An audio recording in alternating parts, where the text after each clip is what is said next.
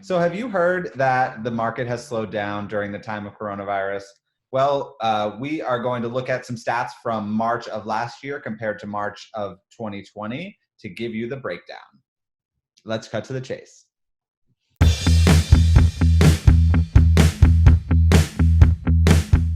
Welcome to Cut to the Chase with Jen and Dan. My name is Dan Ferrulo. My co-host here with me is Jennifer Freed.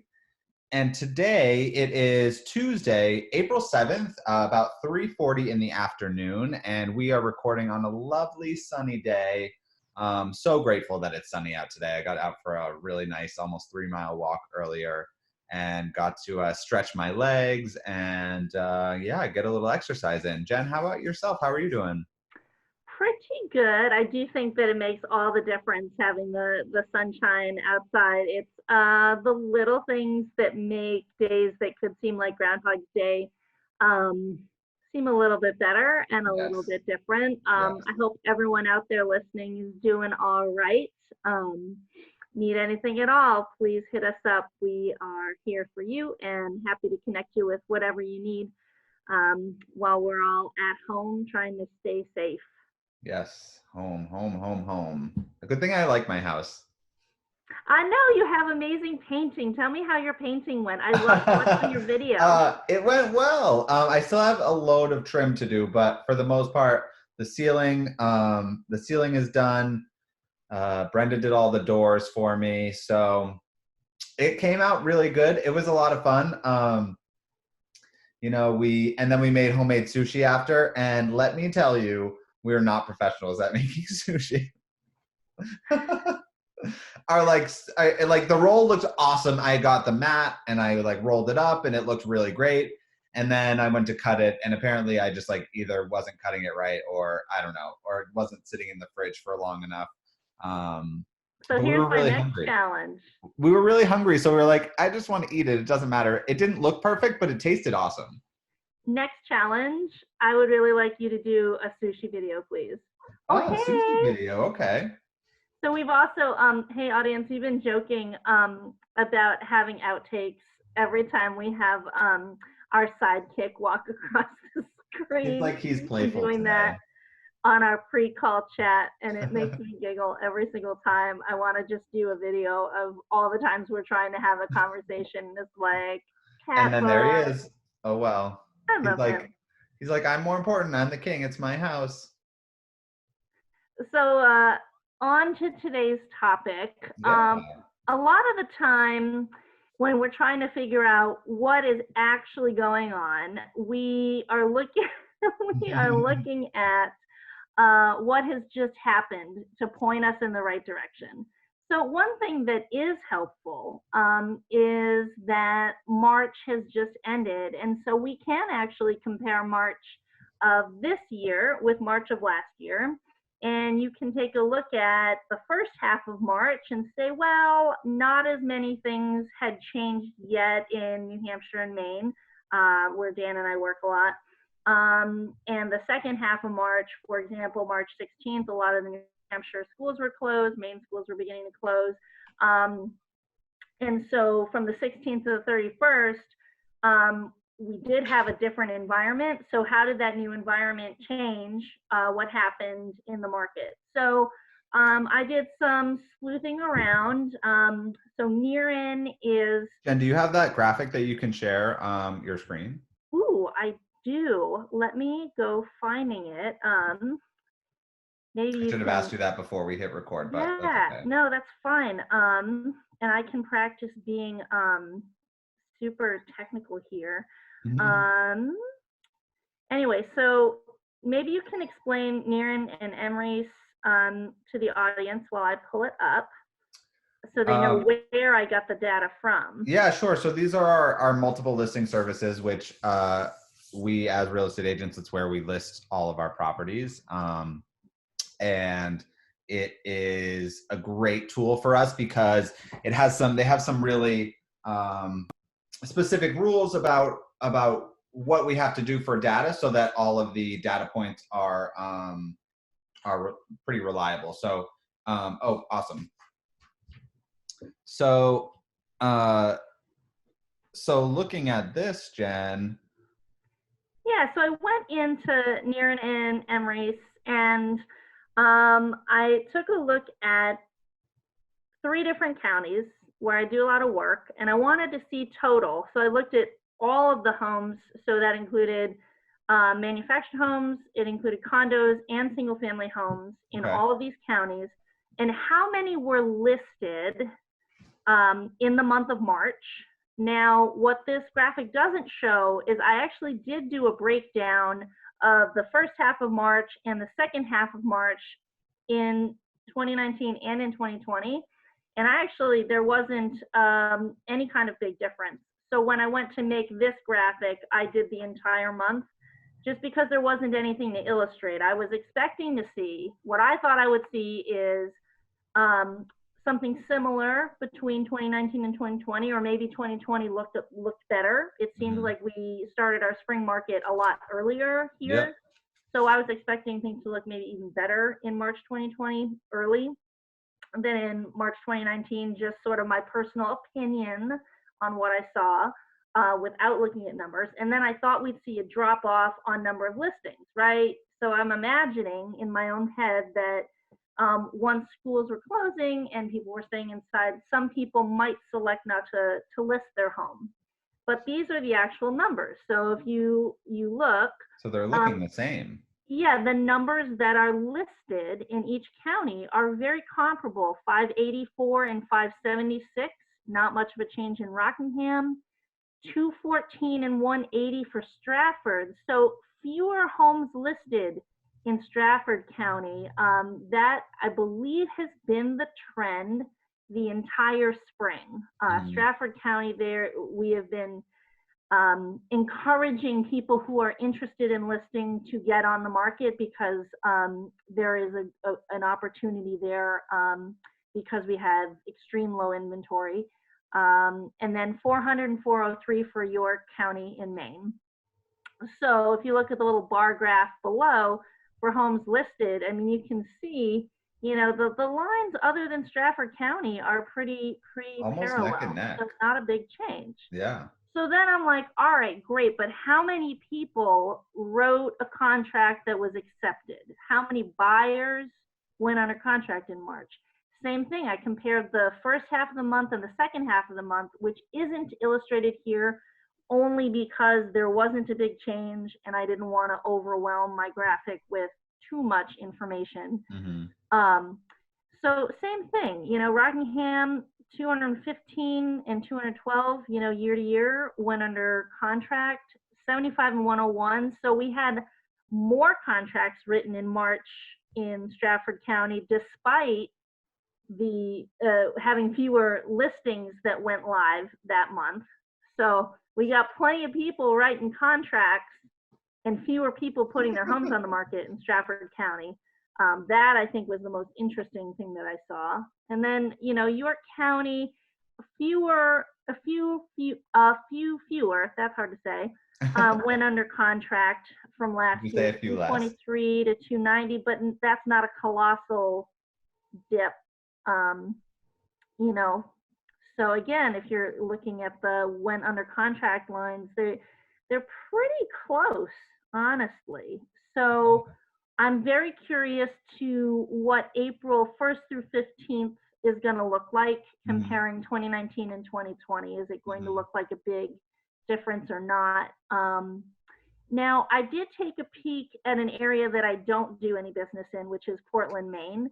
I was talking to a colleague up there that does do some business. So we were looking at the stats, and their picture looks very different. Is that right? They actually do have a significant drop in activity. So I don't know what our data is going to show us, but a lot of activity still happened despite people needing to stay at in their homes to stay safe, despite schools being closed, despite the illness that we are trying to keep at bay and many people are fighting. So, at the end of the day, there is always a portion of the public that does need to sell their home and do need to find a place to live, and that is going to continue. Obviously we're doing a lot of that electronically. So uh, the only other thing I'll share, and hopefully I'll be able to find the the article that this comes to. This is from I've been doing some online trainings recently, um, studying what happened in the Chinese real estate market now that people have begun to resume some of their normal activities. In some of the sectors that are back to work, they actually have seen a tripling in activity from the time of the shutdown. So I'm not a huge fan of crystal balls and reading the future, but I think following what happens in countries who are further ahead of us in handling this disease, virus, I guess is the correct word, and seeing what their housing market does will be interesting to us. Obviously, we're in New Hampshire, in Maine, we're not major cities, so some of that information won't translate, but other things might. So, kind of interesting things to look at. What were your thoughts on this, Dan? So I thought that my thoughts are I am actually not surprised, because I'm not surprised that these numbers are where they are, because I've noticed that every piece of business that I have been doing has been, everything's been going super fast. Everything's been going.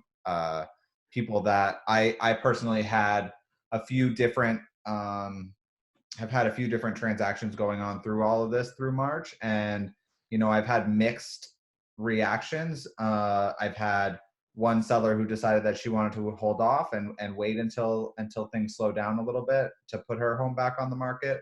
But then I had another seller who needed to get their house on the market. We put it on the market last week, and I got it under contract on Sunday. So um, it was just a whirlwind, just like it's normally been. We weren't able to do an open house, so we were obviously doing things a little bit differently as far as the showings went. But we were still, there were still a lot of buyers that were coming to take a look at the houses, and a lot of buyers that were interested. And another thing that I'm thinking of as we're looking at this is, so all of this business that I had been doing was from working in January and February to get this business for the spring. So I'm wondering if all of this stuff that we're seeing is still just momentum from people, and some people, and so these numbers actually potentially could have been even higher, if some people didn't take their homes off the market or decide not to put their homes on the market. We could have had more homes listed, we definitely would have had more under contract in March of this year as compared to last year, maybe, if some of those people decided not to wait. And I'm wondering if, as April and May come along, if people, because I have only had, looking at my board, like 2 or 3 new pieces of business come my way through this in the past few weeks, and I'm not able to prospect in the way that I normally would, of course, because we want to be sensitive to everybody, and we don't want to be um, trying to do things exactly the same. We're pivoting and doing things differently. So it will be super interesting to see what the market does in the next couple of weeks and the next month or so, and hopefully things won't slow down too much. But then I'm hopeful that once we do start to come out of this a little bit more, I'm expecting we probably will see quite a bit of a boom. I'm particularly because this is our busiest time of the year, and there's going to be a lot of people who are probably anxious to do something. So maybe they're like, all right, let's sell our house. I don't know. Well, here's something interesting to think about. So Yeah. we do have all this technology that we can use so that people don't have to leave their homes in order to view homes or to show their home. Mhm. The challenge is there are a significant number of buyers that want to view homes. Mm-hmm. And it is a little bit, you Probably have to be a don't, little bit more inventive on the seller side and Mhm. really have someone savvy working for you to be able to virtually present your home to buyers, if you want to completely have everybody staying at home, which is possible. And there are definitely people who are comfortable with in-person showings, because they fall under the guideline of 10.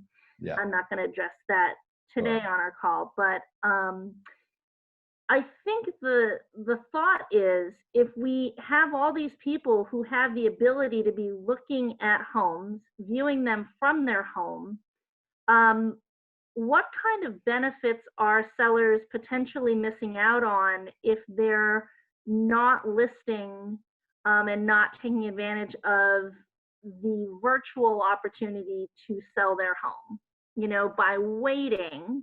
And then the whole pool of people that are like, I'm just going to wait until we can be back doing business the traditional way. Is there an opportunity lost, do you think, given the number of buyers that are very happy to do tours online, et cetera?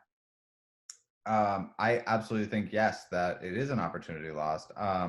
Maybe unshare the screen so that they can see our faces all nice and Oh, big. yes. Okay, let me find the stop share. Oh, voila. There Hello, we sir. go. I do think that people are probably missing an opportunity because of the amount of technology that we have is almost making it as if people are really there, and we're even sometimes enlisting sellers to help us with doing virtual showings and stuff like that, so that we're able to truly take advantage of all those buyers that are out there.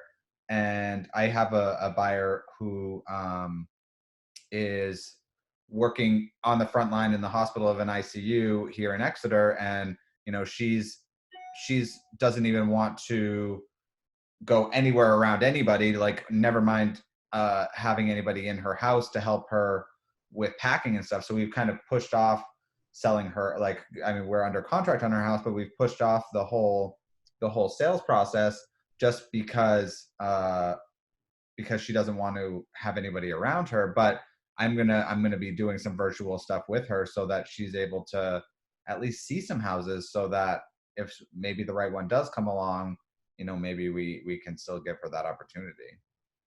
Yeah, I think there's no right fit for everyone, No, there as is not. always. However, something to think about on the buy side, things have been really competitive, um, for a really long time in our market. And if by chance there's a handful fewer people shopping right now, Hmm. now just may be the opportunity where instead of 11 offers on the houses that many people are going for, you're only up against 4 or 5. Yeah. That is, that's something to think about. I love it. I love when he Mhm. walks across the screen. For those listening Just on the for you. podcast, we're talking about our sidekick, the cat walking across the screen, just so you don't think that we're being weird here. And for sellers, the other thing to think about is, as wonderful as it is to bring back all our traditional tools, um, right now there's just a fewer dance partners out there for all the buyers to dance with, and you'll be back on with everyone else who wants to dance once everyone else can be out and around one another again. And that does have a disadvantage, as well. So, Hmm. um, depending on your individual situation, taking advantage of virtual real estate might be a good fit for you. And remember, you can always, choose, in the moment, whether it's the right property or the right offer for you. So, nothing is always, set in stone. It's not like if you Hmm. pick one path, it's absolutely going to be that way. So, Yeah. you know, food for thought. Yeah, absolutely. Well, I think it's great to be able to look at all of this stuff and see hey, March ended up being the same as last year, so we're not seeing anything slowing down yet.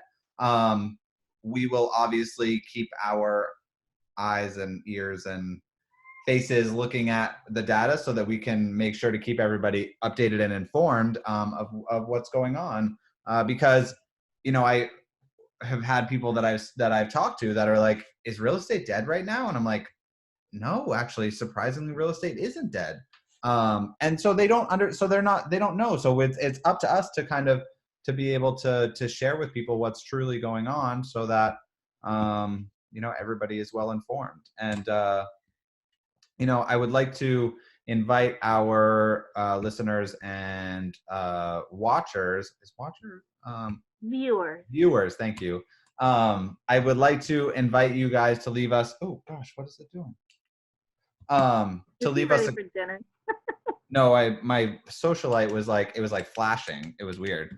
I'd like to invite you guys to leave us a comment about what your thoughts are on what is going to, or what has what your thoughts on what's happened so far in March in the real estate market now that since we've been dealing with this virus that's been going on. So I'd love to hear your thoughts.